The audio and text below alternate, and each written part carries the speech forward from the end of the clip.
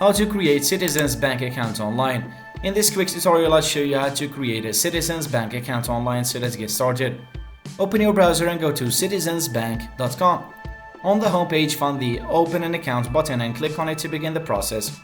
You'll be asked to choose the type of account you want to open: checking, savings, or another option. Select the one that fits your needs.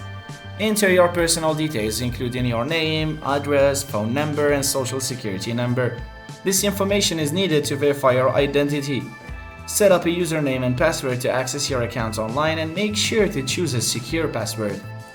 You may need to make an initial deposit, so you can link your existing bank account or use a debit/credit card to fund your new Citizens Bank account. Read through the terms and conditions and check the box to accept them. And once you've completed all the fields, click Submit to send your application. After approval, you'll receive a confirmation email with details on your new account. And that's it, you've successfully created a Citizens Bank account online. So if you found this video helpful, don't forget to like, share and subscribe for more tutorials. Thanks for watching.